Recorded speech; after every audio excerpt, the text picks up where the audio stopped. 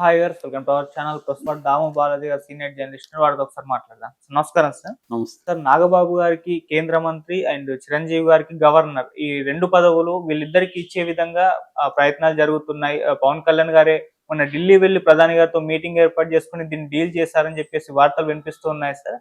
నిజంగా మరి చిరంజీవి గారికి గవర్నర్ ఇవ్వబోతున్నారా? అలాగే మూడే రాజ్యసభ సీట్లు ఇక్కడ ఏపీలో ఖాళీ ఉన్నాయి కదా, మరి ఆ మూడిట్లో జనసేనకు ఒకటి ఇచ్చి నాగబాబు గారిని పంపిస్తారా? దీనికి ఈ వైరల్ అవుతున్న ఈ వార్తలు నిజం ఎంత ఉంది, మీరేం చెప్తారు? ఈ రెండు విషయాలు ఇప్పుడు వైరల్ అవుతుంది. ఒకటి వచ్చి పవన్ కళ్యాణ్ ఢిల్లీలో 2 రోజులు ఉన్నాడు. ఆ 2 రోజులు ఆయన దాదాపు 7 మంది కేంద్ర మంత్రులను కలిశాడు. తర్వాత ప్రధానమంత్రితో కూడా అరగంట పాటు మాట్లాడాడు. అట్లాగే నేషనల్ మీడియాతో కూడా కొన్ని మీడియా సంస్థలకు ఇంటర్వ్యూలు ఇచ్చాడు. కొన్ని మీడియా సంస్థలను అడ్రస్ చేశాడు. ఇవన్నీ జరిగాయి. సో ఆయన చాలా ఎక్కువ భాగం ఆంధ్ర రాష్ట్రానికి వివిధ శాఖల్లో, తన చూసే శాఖలు కావచ్చు, మిగతా శాఖల్లో కావచ్చు, ఫండ్స్ కోసం ప్రధానంగా ఆయన వెళ్ళినట్టుగా మనకి చెప్తున్నారు. అయితే ఆయన పర్సనల్ దీంట్లో కూడా వెళ్ళాడు. మోడీతో మాట్లాడిన దాంట్లో ప్రధానంగా ఆయన ఒకటి నాగబాబుది, ఒకటి చిరంజీవిది, ఈ 2 విషయాలు మాట్లాడాడు. ఎందుకంటే చిరంజీవి కేంద్ర మంత్రికి పనిచేశాడు, రాజ్యసభ సభ్యుడిగా ఉన్నాడు. సో ఇప్పుడు ఆయనకి గవర్నర్గా ఉండాలని కోరిక ఉంది. దాన్ని ఇప్పుడు తీర్చుకోకపోతే నెక్స్ట్ మళ్ళీ ఛాన్స్ ఉంటుందో లేదో తెలియదు. మళ్ళీ బీజేపీ కూటమి, ఎన్డీఏ కూటమి అధికారంలోకి రావచ్చు, రాకపోవచ్చు. కాబట్టి ఇప్పుడు ఉంది. కాబట్టి ఇప్పుడు ఆయన పోయేటప్పుడు నియమించేస్తే ఆయన్ని గవర్నర్గా ఉంటాడు అనేది ఒకటి ఉంది. సో అదొకటి. రెండవది నాగబాబుకి ఫస్ట్ టీటీడీ చైర్మన్ అన్నారు, అది రాలేదు. నాయుడికి వెళ్ళింది, టీవీ5 నాయుడికి. దాని తర్వాత ఏమో ఎమ్మెల్సీ అన్నారు. ఎమ్మెల్సీ ఆల్రెడీ హరిప్రసాద్కి ఇప్పించాడు, పొలిటికల్ కార్యదర్శి జనసేనలో. ఆయనకి ఎమ్మెల్సీ సీట్ వచ్చింది. సో రాజ్యసభలో ఉంటే బెటరు. ఆల్రెడీ పార్లమెంట్లో, లోక్సభలో జనసేనకి 2 ఉన్నారు. ఈయన కానీ ఢిల్లీలో ఉంటే, ఢిల్లీలో లాబింగ్ చాలా ఇంపార్టెంట్ అనేది పవన్ కళ్యాణ్ ఫీల్ అవుతున్నాడు. తనకి లాయల్గా ఉండే వ్యక్తి ఢిల్లీలో ఉంటే, ఢిల్లీలో బీజేపీ వాళ్ళతో నిరంతరం టచ్లో ఉండి లాబింగ్ చాలా ఇంపార్టెంట్. లైజనింగ్ అంటారు. ఆ లైజనింగ్ వేరే వాళ్ళతో వీళ్ళు చేసుకోవడం, లాబింగ్, ఈ 2 పనులు చాలా ఇంపార్టెంట్. దానికి ఈయన్ని అంటే ఒక ముందు చూపుతో వెళ్తున్నాడు పవన్ కళ్యాణ్. నేషనల్ లెవెల్లో తన లీడర్గా ఎదగాలి, నేషనల్ లెవెల్లో కూడా ఫోకస్ అవ్వాలి, అప్పుడే ఆంధ్రప్రదేశ్లో కూడా తనకు పట్టుంటుంది అనేది ఆయనకున్న ప్లాన్. లేకపోతే నిన్నంతా కూడా ఆయన నేషనల్ మీడియాతో మాట్లాడడం ఇవన్నీ ఇంతకుముందు ఎప్పుడు మనం చూడలేదు. సో ఫస్ట్ టైము అలా వెళ్తున్నాడు. అలాగే మహారాష్ట్రకి వెళ్ళాడు. అలాగే ఆయన ఒక నేషనల్ లీడర్ లాగానే కొన్ని ఇష్యూలు, బంగ్లాదేశ్లో హిందువుల మీద మాట్లాడాడు, అంతకుముందు పాకిస్తాన్లో హిందువుల మీద మాట్లాడాడు. ఇవన్నీ నేషనల్ ఇష్యూస్ మీద కూడా ఆయన మాట్లాడుతున్నాడు. అలాగే మహారాష్ట్రలో మాట్లాడినప్పుడు కూడా ఆయన క్లియర్గా మెచ్యూరిటీ, ఒక చేంజ్ కనబడుతుందని నేను ఆల్రెడీ కూడా చెప్పాను. ఆయన స్పీచ్లో ఊగిపోతూ ఏదేదో మాట్లాడడం కాకుండా నీట్గా మాట్లాడు. అంటే ఈ ఊగిపోతూ మాట్లాడడం కూడా ఆయన స్ట్రాటజీనే. ఎందుకంటే ఇక్కడ యూత్ ఎక్కువ ఉంటారు కాబట్టి యూత్ని అలాగా మాట్లాడితే వాళ్ళు కనెక్ట్ అవుతారనేది ఆయనకు సినిమాటిక్ ఉన్న అండర్స్టాండింగ్. సో అదే ఆయన మాట్లాడి సక్సెస్ అయింది. ఇప్పుడు ఆయన ఈ పద్ధతిలో మాట్లాడుతున్నాడు. సో ఇప్పుడు ఏంటంటే పవన్ కళ్యాణ్కి, జనసేన పార్టీకి నమ్మకస్తుడు ఎవరు? నాగబాబు కంటే ఇంకెవరు నమ్మకస్తుడు ఉంటారు? నాగబాబు తమ్ముడి కోసం ప్రాణమైన ఇచ్చేదానికి రెడీగా ఉన్న వ్యక్తి. రెండోది ఏంటంటే ఆయన కేవలం అన్నయ్య కాదు, పార్టీలో కూడా, జనసేనలో కూడా కీలకంగా పనిచేసిన వ్యక్తి. ఈవెన్ పవన్ కళ్యాణ్ గెలవడానికి కూడా నాగబాబు అక్కడ పిఠాపురంలో టెస్ట్ వేసి పనిచేసిన వ్యక్తి. కాబట్టి అన్ని విధాలా నాగబాబు జనసేన నుంచి అర్హుడు. ప్లాన్ ఏంటంటే ఈయన్ను మెల్లగా ఢిల్లీలో కొంత సెటిల్ చేయించి రేపొద్దున ఏదో ఒక రకంగా కేంద్ర మంత్రివర్గంలోకి కూడా ఈయన జనసేన నుంచి ఒక కోటాలో పంపించగలిగితే మనకి సెంట్రల్లో పట్టు ఉంటుంది, ఢిల్లీలో పట్టు ఉంటుంది.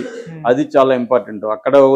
అక్కడ ఏంటంటే ఒకటి మీడియా మేనేజ్మెంటు, 2 బీజేపీ ప్రభుత్వంతో సంబంధాలు, 3 అక్కడ లీగల్ సిస్టమ్ కూడా అక్కడ ఎక్కువ ఉంటుంది కాబట్టి, సుప్రీంకోర్టు కాబట్టి, ఈ 3 రకాల వ్యవస్థలు. అంటే ఎవరైనా వీళ్ళందరికీ గురువు చంద్రబాబు ఏంటంటే వ్యవస్థల్ని, లాంగ్ టర్మ్ వ్యవస్థలు అన్నిట్లో తన పట్టుని ఎలా ప్లాన్ చేసుకోవాలని చంద్రబాబుని చూసే నేర్చుకోవాలి.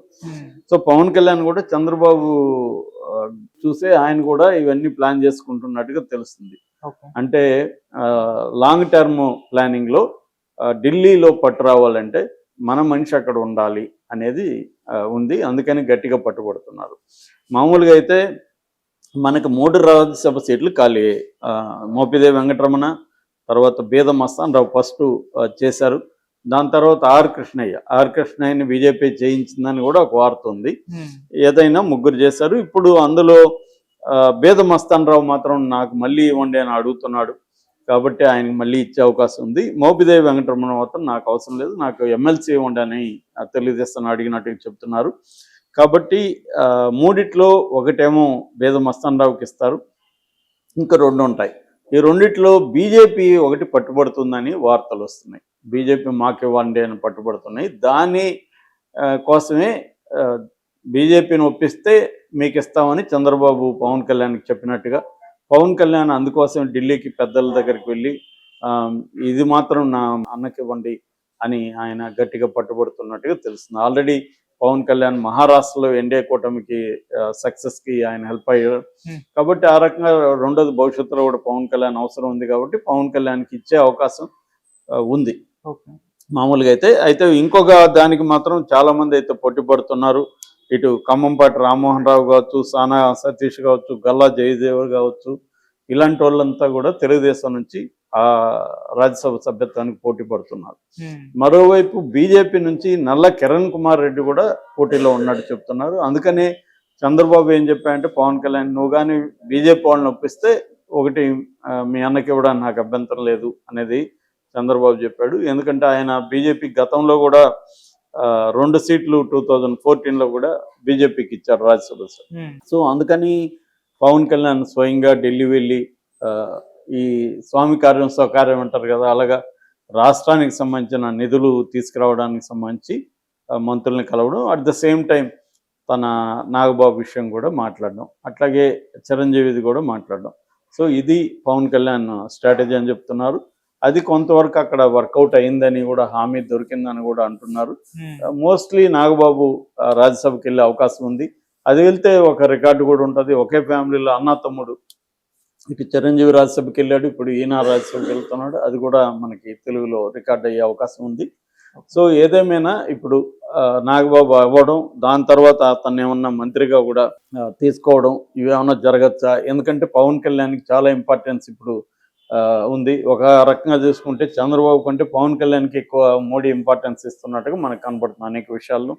నిన్న కూడా ఒకే 7 మంది మంత్రులు కలవడం కానీ, పవన్ కళ్యాణ్ అడిగిన వెంటనే నిధులు రిలీజ్ చేయడానికి ఒప్పుకోవడం కానీ, ఇవన్నీ ఏంటంటే పవన్ కళ్యాణ్కి ఇంపార్టెన్స్ని ఆంధ్రప్రదేశ్ రాజకీయాల్లో పెంచడం అనేది బీజేపీ లక్ష్యంగా మనకు కనబడుతుంది.